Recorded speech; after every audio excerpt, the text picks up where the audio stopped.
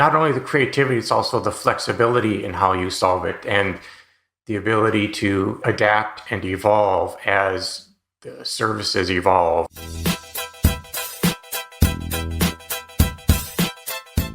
Welcome to Screaming in the Cloud. I'm Corey Quinn.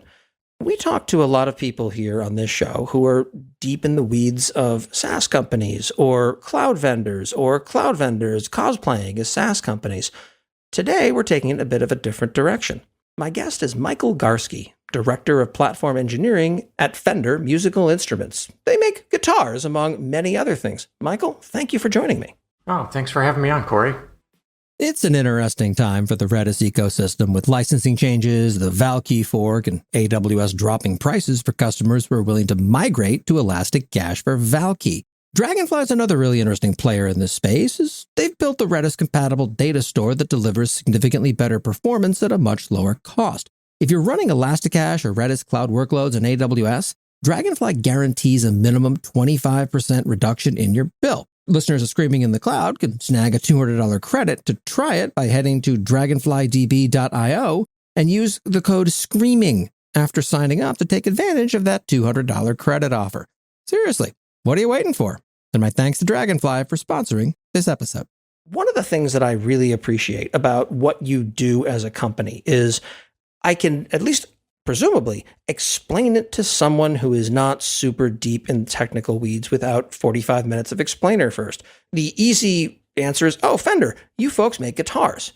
These days, no one just does one thing, I have to imagine. How do you describe what the company does? Oh, well, to quote Leo Fender, his view was that artists are angels and it's our job to give them wings. So in addition to actually making and developing guitars and amplifiers, we've branched off into consumer-facing products to actually teach people how to play those instruments. You folks have been relatively outspoken about the various things you're doing at different AWS events. I mean, my approach to that tends to be that if AWS is great at making bricks that you can use to build amazing things with, well, great. Can you draw a picture of the house that you can build with this? No, we're going to have a customer come out and talk about that stuff instead.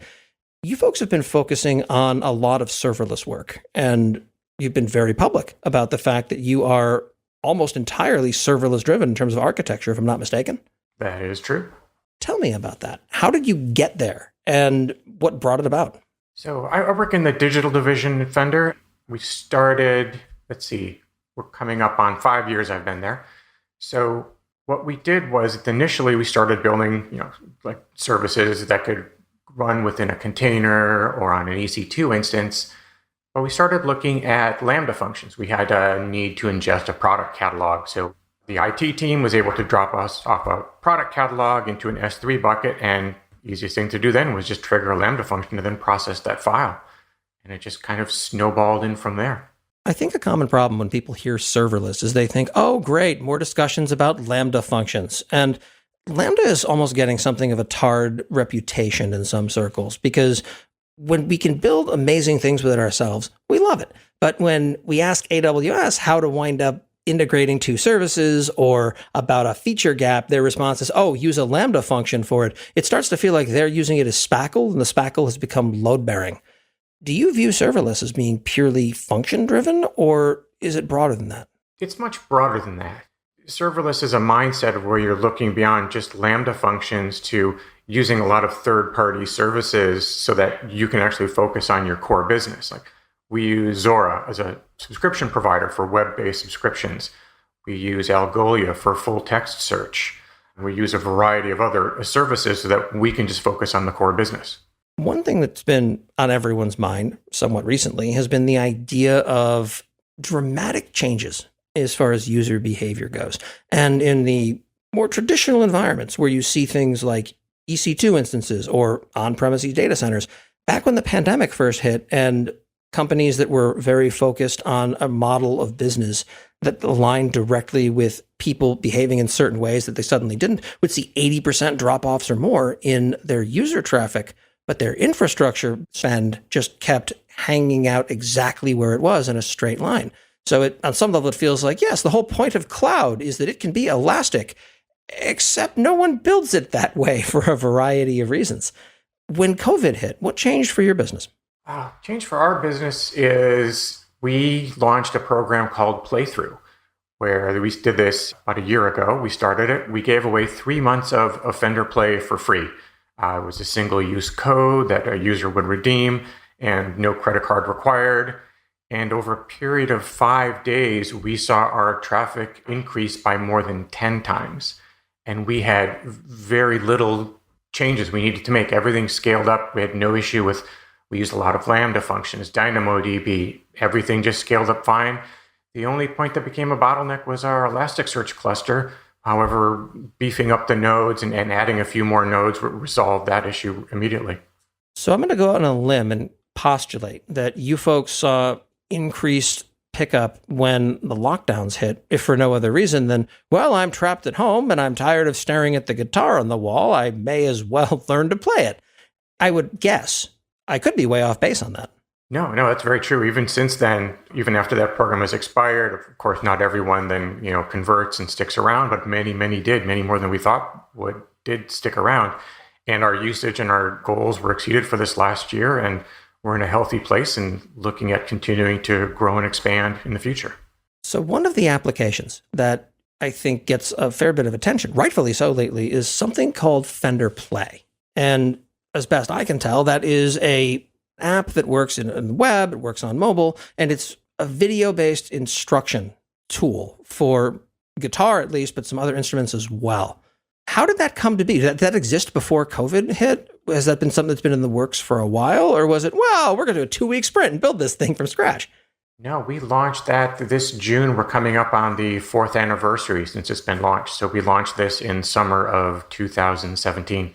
One of the problems I've always found is that it's challenging to learn to do something that is as, I guess, physical and intricate, etc., as play an instrument without having someone in the room looking at you and smacking you with a stick whenever you do things that are wrong. Like, nope, that's a bad habit. If you keep doing that, it's going to hurt you. How do you approach that as a company from a non-interactive perspective of someone is going to watch a video and do things and maybe it'll work, maybe it won't, particularly in light of things like, well, the competition is YouTube, which, I'm going to roll the dice and sometimes I'll see a great tutorial. Sometimes I'll see one that I don't realize is teaching me terrible things. And then it's going to recommend some baseless conspiracy theory because YouTube. How do you differentiate that? What makes Fender Play different? So currently, you're right. It's just it's a video-based instruction app. There's not any way to provide direct feedback to students within the web and mobile applications. However, we do have an online community, and our instructors, Fender Play instructors, do an office hours features where they'll actually answer questions live and talk to students. We are investigating and kind of doing some early research and some possibly being able to provide that type of feedback to users, but it's a very challenging problem just due to the nature of you're playing an instrument that has multiple strings. So you're trying to pick out the chord that they're playing and the timing, but it's something we definitely need to add. There's something to be said as well for the kind of care and attention that you folks wind up putting into your media, where this is how you finger record, and someone in a YouTube video will do it for 0.2 of a second, and they're filming it with a potato that isn't focused properly and pointing at the wrong part of the guitar. You folks have a high bar for quality on this. Is that done in-house? Do you wind up just going through a bunch of random folks that you just wind up offering a bunch of gift cards to or free guitars to do this? How does the program work on the back end? So we have an in-house curriculum team that puts together the lesson plans to really help people learn in small bite-sized lessons so that it's not too overwhelming at once. And that curriculum then is shot and filmed by an in-house video team that put that together. They upload the data into S3 for the final cut. Then that gets transcoded via MediaConvert, and we serve it up via CloudFront. It's rare to wind up talking to a company that is something of a household name about something that they're doing and hear the AWS services that they're using not trend toward a baseline mean, if I can be so bold. Normally, you'll see some of the case studies like, oh, this is an online bank. What services are they using? Oh, they're using EC2 and S3 and load balancing because did you miss the part where it's a bank? They're not going to use these far future services, but due to regulatory risk, among other things, in many cases. You're using Elemental MediaConvert, which is one of those relatively high up the stack offerings that isn't broadly known. It's one of those services that is focused on specific use cases and specific industry verticals in a way that a baseline primitive service isn't. What does MediaConvert do? What it does is it takes the final edit of the video, and we have several different presets so that it will put it into an HLS format with different bit rates so that the user's getting the best quality video depending on their bandwidth. When I looked into it in the early days when it was first launching, I found that it looked an awful lot like Elastic Transcoder, which is a service that they've had for a while. Only they changed up some of the capabilities. It's obviously far more capable as a service, but they also added something that felt like 15 different billing dimensions to it. So what is this going to cost me? Well, we're going to run it for a month and find out if we're still in business. And it seemed like it was one of those very difficult to get started with and run experiments with service. Now, obviously, services evolve over time. When you started looking into it, was that experience roughly akin to what you found? Or am I completely and unfairly slandering the product? We actually started out using Elastic Transcoder and then moved over to MediaConvert. I believe that was last year. We found it to be a little bit easier to use. And the pricing overall in transcoding the videos for us is really a drop in the bucket as compared to actually hosting them and serving them up via CloudFront. And when we switched over to MediaConvert, we adjusted our settings to lower the maximum bit rate for a given video. We found that after a certain point, the quality to the user just doesn't really improve, and yet we're paying to serve the larger video. One statistic that I found was that in March of 2020, which I believe we're still in at this point, just it's that endless September model applied to March, you wound up seeing over an order of magnitude in traffic increase within 5 days. And looking at that through a lens of traditional architecture, that means that nobody sleeps a whole heck of a lot. Given that you're in on the serverless story, and you have been since before that hit, what was that scaling experience like for you?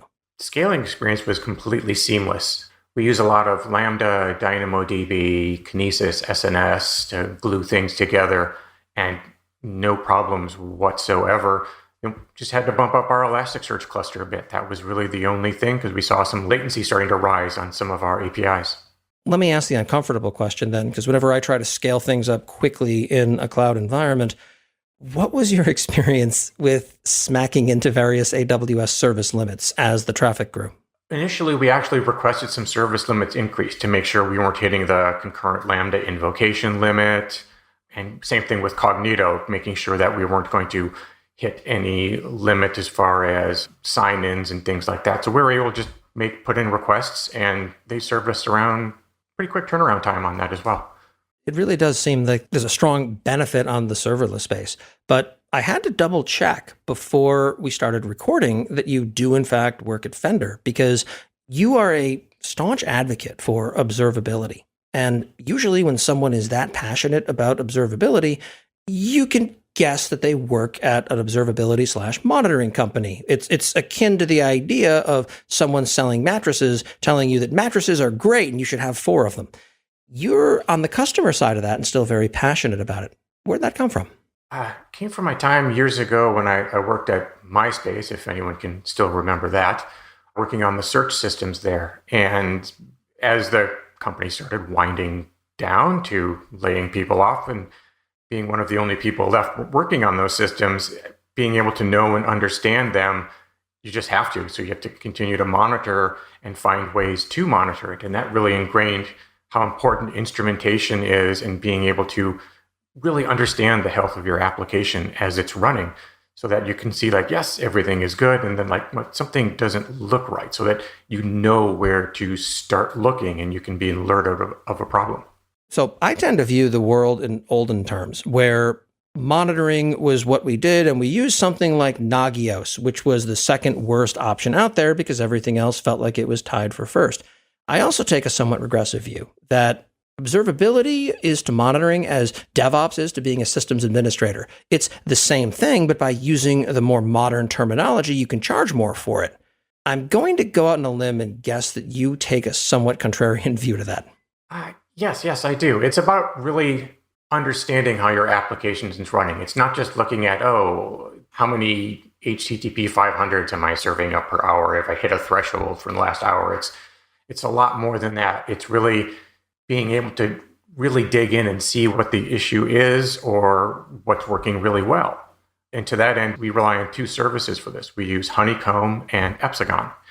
Honeycomb kind of acts as our top layer because it gives us the really, really good high cardinality metrics where I can punch in a user ID and I can see all the API traffic that this user's performed, as well as even just like when we launched the playthrough and our traffic rose, the reason we discovered that our latency was dropping was due to service level objective being triggered in Honeycomb on latency.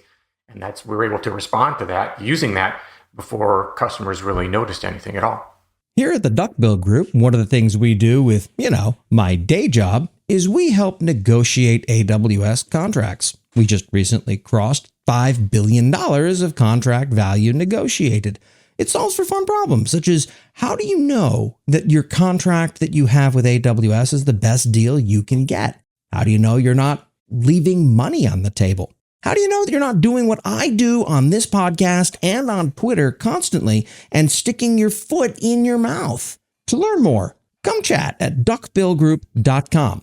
Optionally, I will also do podcast voice when we talk about it. Again, that's duckbillgroup.com.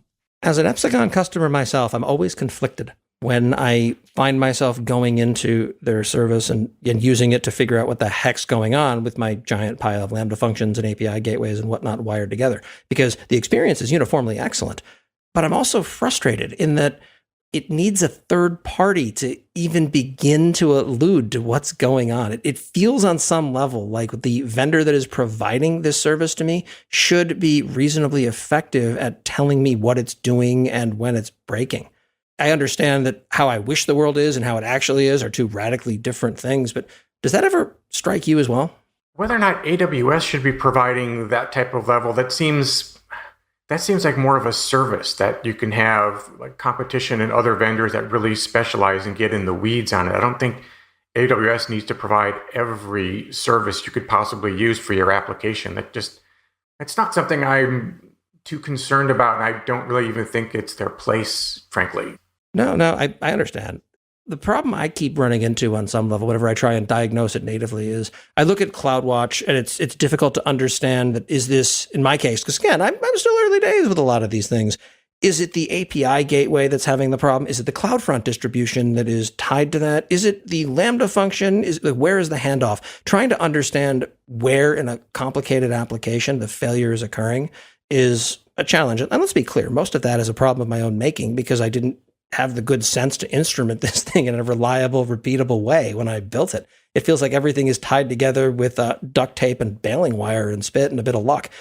As a counterpoint, the more companies I talk to, the more I realize that no, this is actually how most people feel when they look at things that are working. It's terrible. It's a trash fire, but it makes money, so we're going to roll with it. And there's always on some level a sense of what we've built is very far from the platonic ideal of what we should have built. Does that resonate with you, or do you take a step back and look at what you've achieved with a perspective of, this is awesome, more people should do it exactly like this? And honestly, if it's that one, I'd love to take a look at what you've built. I think there's always room for us to improve on what we're doing because we're constantly learning and evolving to improve both even at such a low level of like, okay, how do we lay out the files in our service repository to make the best organization to make sense, all the way up to, okay, how are we going to do tracing and what kind of information do we need to get from that so that we can find problems when they occur? We're always looking to learn what others are doing and talking to others in this space. No one will ever be 100% right. There's always room for improvement everywhere. One thing that you folks have done that I think was really interesting and didn't get as much play as I think it really deserved was that, especially in the early days of the pandemic, you wound up seeing that massive increase due to giving out almost 1 million free 3-month subscriptions to Playthrough. Additionally, you also worked closely with LAUSD, the Los Angeles Unified School District, to add Fender Play to their middle school music programs curriculum to help supplement their remote learning programs. First, was that all in the same time frame? And two, what has it been like, I guess, working with a organization that is, I guess, on some level, not particularly cloud first, I would imagine? when I lived in Los Angeles, I never got the sense that LAUSD was full on serverless, full on board with cloud, full on board with remote learning. And then the pandemic, of course, exacerbates all of that. Yeah, so those were really two different projects. So the playthrough project that started in March, and we started working with Los Angeles Unified School District last year during their summer school program. Started out with 1,500 students, and we put it together very quickly. Essentially, we used the same 3-month codes that we used for the playthrough promotion so that we could set things up very quickly for students, and gave out through the nonprofit arm of Fender, the Fender Play Foundation, gave out 1,500 instruments to these students to use during the summer school program. And that program became so successful, we continued on with them in the fall and now in the current semester, and we will be again this summer. I believe there's 7,000 students in the program now. And working with their IT team has actually been quite nice in dealing with partners. Yeah, you wouldn't think much of like, oh, it's a school district, what do they have? But as far as like just ease of working with them, we actually hooked into their SAML provider Incognito so that LAUSD students could authenticate when they come in through the remote learning systems. And they were great to work with and very helpful and cooperative. One of the arguments that you'll see that comes up against serverless from time to time is that you are now indelibly linked to your provider. You can't take what you've built with all of these services and just move it over to Azure or GCP on a moment's whim. Now, in practice, people who tend to build for that just build everything on top of EC2 and very little else, and then run it entirely in AWS and never move it to any of those other places. But was there friction with making that, I guess, architectural commitment to a single vendor? Oh, you're bringing up the vendor lock-in boogeyman. Oh, I absolutely am. Most people who bring that, but I bring it up as a straw man so you can attack it. Most people who bring up the vendor lock-in boogeyman, oh, you have to go multi-cloud, are either trying to sell you something that is required if you want to go multi-cloud, or they're a cloud provider themselves who know that if you go all in on one provider, it will certainly not be theirs. I think if you properly architect your applications with separations of concerns, that you could move to say Lambda wasn't working out for us anymore, and we needed to take our applications and, we're going to put them into a container, but we're going to stay in AWS. Our applications are set up in such a way that Lambda is basically a deployment pattern.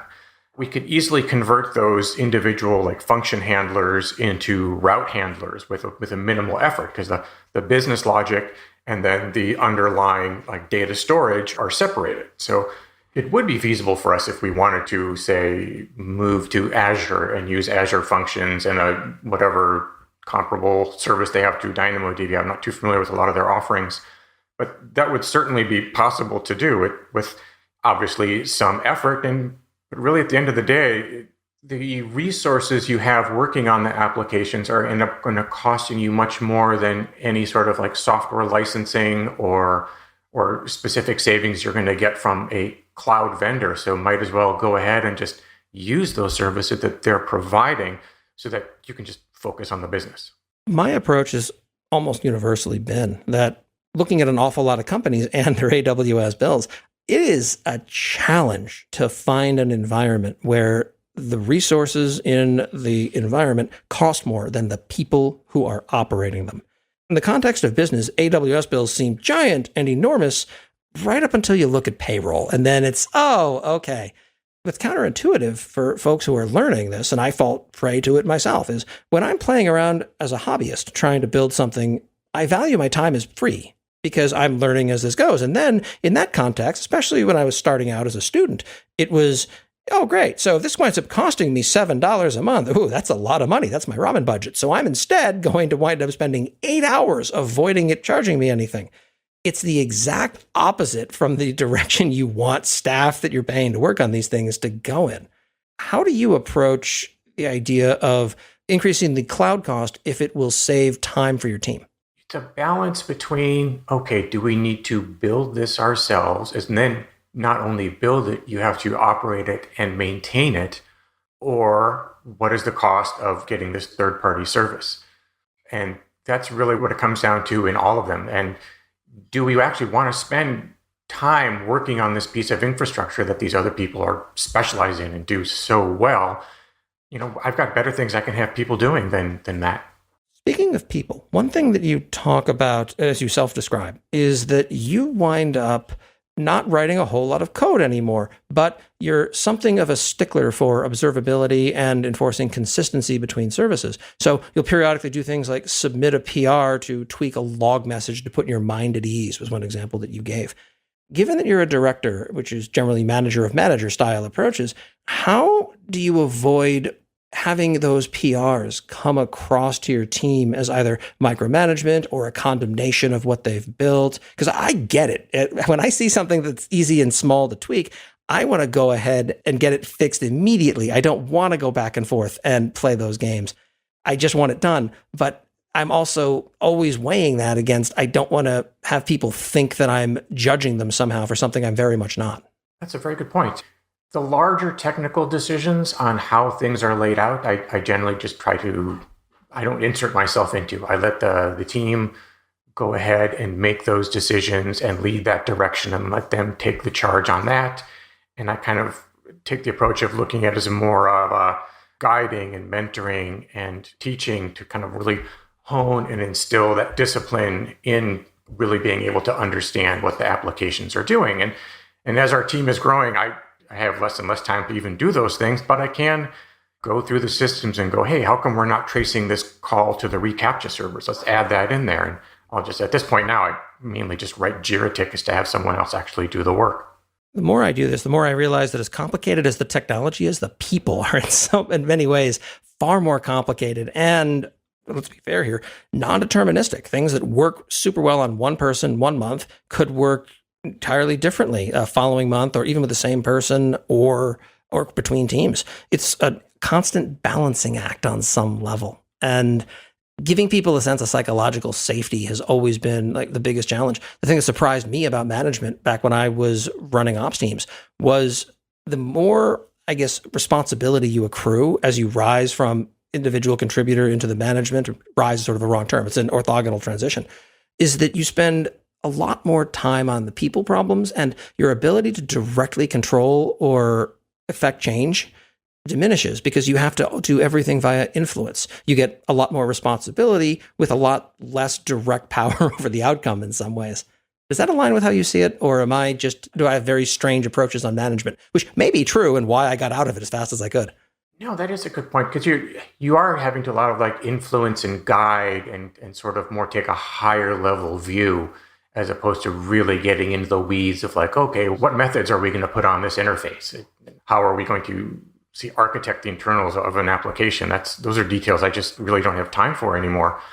But larger things is to making sure that we're okay. It's like, what's the performance of this? And overall, is this something that can be adapted? And as the business needs change and as we change, then and as we learn, what can we do to modify it? And just kind of more just it's like guiding and mentoring and really taking a higher level view of that.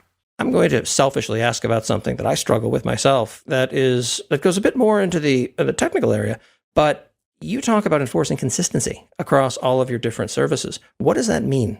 Similar coding styles, similar instrumentation? Because I look at the things I've built and the microservices that power my internal nonsense, and each one of those is very different than all the rest. So whatever your version of consistency is, I know I'm not doing it, but how do you view it? So there's really two types of consistency. The one I really refer to the most is in observability. So that if you've got 1,000 Lambda functions out there and each one is logging things slightly differently, that's just a pain to deal with. And realistically, dealing with 1,000 unicorns is a real pain. So through that observability, at least in Lambda, we use an internally developed middleware to make sure that the logging is consistent and it's easy enough to use. And then other consistency, like just within projects of how we lay things out, that's something that's been consistently evolving. What's the folder structure and how we organize the code? And we've kind of been evolving that over the last 3 years. And, within about the last 6 months, we've come up with like a really good pattern and a template for the future. And it's not much different from what we started out with, but it's a little bit easier to really comprehend as a new engineer coming in. It makes more sense. I have to ask, and I understand if you don't want to give a particular endorsement in any direction, but do you go through serverless frameworks, SAM CLI, the CDK, using the console and then lying about it? Like, what is the template that you wind up using for that uniformity? Because even internally, I use 3 or 4 of those different things, and professional advice, don't do that. Let's see. So in our development, QA, production environments, the infrastructure is all managed with Terraform. Each engineer has their own personal AWS account so that they can work on things there. Oh, that makes billing granularity super easy. Oh, yes. You can tell who's got EC2 instances up running up far too long. But for the most part, they use serverless framework in that regard to say for the engineer can just deploy into their local environment, although we are working on ways to reuse the Terraform infrastructure and deploy that. But we have our own build and deployment pipeline that we built using Circle CI. And all of our Lambda functions are in Go. And so having to compile, say, 20 binaries in a service, that gets kind of slow. One of our DevOps engineers actually came up with a way to use Lambda to build the Lambdas so that we can build them all in a distributed parallel fashion during the build process. One thing that I do love about the whole serverless approach, and it is a neat part about Lambda, is no two people ever seem to do it quite the same way. You can tie things together in so many different and exciting ways that it's fun. It's almost like a modern version of playing with Lego. And I know that if Jeff Barr is listening, he just perked up at that. But I love the concept that you can take so many different ways to achieve similar outcomes. And it almost gives a bigger sense of creativity in how you approach problems. Has that been your experience? Oh, definitely. And not only the creativity, it's also the flexibility in how you solve it and the ability to adapt and evolve as the services evolve or change or there's new ones are added. And to the point of like using AWS kind of saying, oh, using a Lambda function to do this, like using Lambda functions for customizing behavior of Cognito with the Cognito triggers is, to me, I think a perfect way to customize the service to do exactly what you need to do. I want to thank you so much for taking the time to speak with me today. It's always appreciated.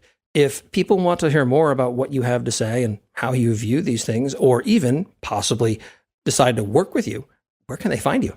I'm somewhat active on LinkedIn. LinkedIn is the best place to find me. Please go ahead and connect to me. Tell me you heard me on the podcast here. And yes, we are hiring. We have all within our technical organization, from client, web and mobile engineers, data engineers, DevOps, API. We're always hiring. And if we don't have something right now that fits your experience, let me know that you're interested, and I'll put you on the list so that when we do have an opening, we'll reach out right away. And we'll, of course, include links to that in the show notes. Thank you so much for being so generous with your time. I appreciate it. Thanks for having me on, Corey. It's nice talking to you. Michael Garski, Director of Platform Engineering at Fender Musical Instruments. I'm cloud economist Corey Quinn, and this is Screaming in the Cloud. If you've enjoyed this podcast, please leave a 5-star review on your podcast platform of choice. Whereas if you've hated this podcast, please leave a 5-star review on your podcast platform of choice, along with a comment telling me that I'm almost certainly doing that chord incorrectly.